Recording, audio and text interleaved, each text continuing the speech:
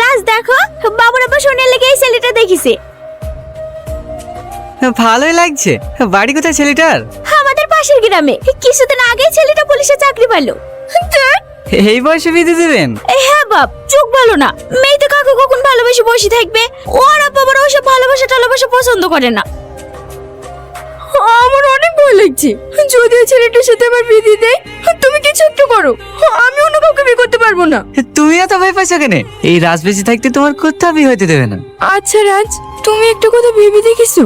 আব্বা মা ভাই যদি আমাদের দুজনে ভালোবাসার কথা জানতে পারে তাহলে কি হবে? কি আবার হবে? আমাদের বিয়ে দেবে? জীবনেও দেবে না। তখন তুমি আমার পরিবারের নজরে একজন বিশ্বাসঘাতক হয়ে যাবা। আমার ভাইও তোমাকে মেরে ফেলবে। আরে আমরা কি কোনো অন্যায় কাজ করছি নাকি? আমরা তো শুধু দুজন দুজনকে ভালোবাসি। আর ভালোবাসা কি কোনো পাপ কাজ নাকি? ভালোবাসা পাপ না, কিন্তু তুমি আমার ভাইয়ের একজন বিশ্বস্ত বন্ধু হয়ে। ওসব কথা ছাড়ো তো। এতদিন পর তোমার জন্য বাড়ি থেকে বাড়ি আসলাম, কোথায় একটু ভালোবাসার কথা বলবো তা না? কি সব বল তোর কথা নিয়ে পড়ে আসো। কি দরকার ছিল বাগানে কবাডি খেলতে যাওয়ার? এমনিতে খেলা ভালো না। ওদিন আগে আব্দুল ভাই ছেলে হাত ভেঙে গেছে। ও খের বকো না বোন, বাগানে খেলতে গিয়ে ছেলে পুলিশের সাথে লেগে গেছে।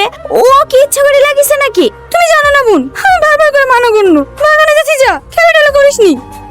আমার কথা তো শুনবে না, শুনলে আর এই অবস্থা হতো না। লাউলা, তুমি আর ছেলেটাকে বকাবকি করো না। ভাইদেরকে কিছু নাস্তা পানি করে দাও। আপনার ব্যবসা এখন কেমন চলছে? ব্যবসার অবস্থা খুব একটা ভালো নয় ভাই। আগে থেকে অনেক বেচা কেনা কমে গেছে।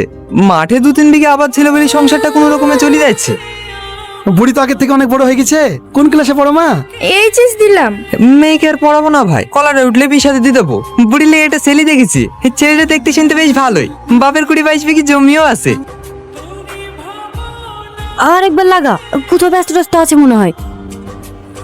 আমার নাম্বারটা ব্লক করে দিল। ছেলেটার এটা হচ্ছে দোষ। প্রেম করবে, ভালোবাসবে, মিষ্টি মিষ্টি কথা বলবে, সবকিছু করবে। আর যখনই বিয়ে করার সময় আসবে অমনি নাচিলার ভান করবে। তুই কাঁদছিস কেন? তুই একটু শান্ত হ।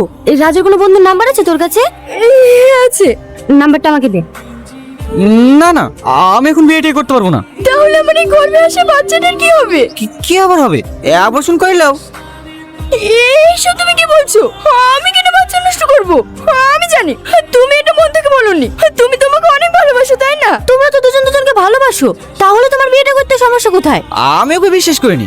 আজ ওর পরিবারকে গোপন রেখে আমার সঙ্গে সম্পর্ক করেছে, কাল তো আমাকে গোপন করে অন্য কারোর সঙ্গে সম্পর্ক করতে পারে। তখন আমি কি করব?